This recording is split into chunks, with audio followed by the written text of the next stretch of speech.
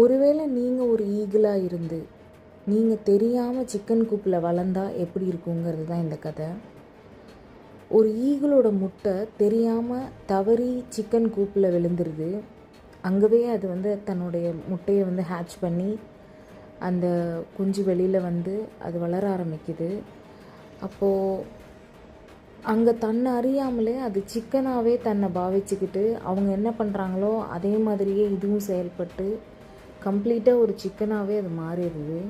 தன்னை ஒரு சிக்கன்னே அது பிலீவ் பண்ண ஆரம்பிச்சிருது. இப்போ சடனாக ஒரு நாள் அது வானத்தில் பறந்துட்டுருக்கிற ஒரு கழுகை பார்க்குது. இது என்ன பறவை, இது இவ்வளோ வேகமாக பறக்குது, மேலே பறக்குதே, டீப் ப்ளூ ஸ்கையில் பறந்துட்டுருக்குது அப்படின்னு சொல்லி இது ஆச்சரியமாக கேட்குது. அப்போ அங்கே உள்ள ஒரு சிக்கன் சொல்லுது, அது ஈகிள், அது கிங் ஆஃப் த ஸ்கை. நம்மலாம் ஜஸ்ட்டு சிக்கன் தான், நம்மளோட டெஸ்டினி இந்த கிரவுண்டு தான், நம்ம இந்த தரையிலே தான் இருப்போம், நம்மளால் மேலே போக முடியாது, அதனால் தேவையில்லாமல் நீ ட்ரீம் பண்ணிகிட்ருக்காத அப்படின்னு அது சொல்லுது. அந்த யங் ஈகிள் இதுதான் நம்மளோட வாழ்க்கை, நம்ம இப்படி தான் வாழ போகிறோம் அப்படின்னு சொல்லி தன்னை நினச்சி வாழ்ந்து இறந்தும் போயிடுது.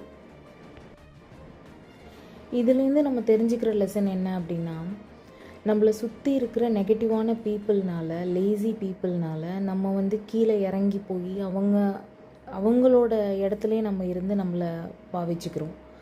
ஸோ அந்த மாதிரி இல்லாமல் நம்மளோட சர்க்கிளை எப்போவுமே நம்மளை விட ரொம்ப ப்ராடாக திங்க் பண்ணுற மாதிரி, பெருசாக லைஃப்பில் சாதிக்கணும் அப்படிங்கிற மக்களுக்கு நடுவில் நம்ம இருந்தால் மட்டும்தான் நம்மளும் அவங்கள மாதிரி சாதிக்க முடியும். நம்மளும் சில விஷயங்களை பிலீவ் பண்ணணும். நம்மளோட லிமிட்டேஷன் இது கிடையாது, நம்ம இதை விட்டு வெளியில் வரணும் அப்படிங்கிறத நமக்கு தெரியணும். நமக்கும் விங்ஸ் இருக்குது அப்படிங்கிறத நம்ம தெரிஞ்சுக்கணும்.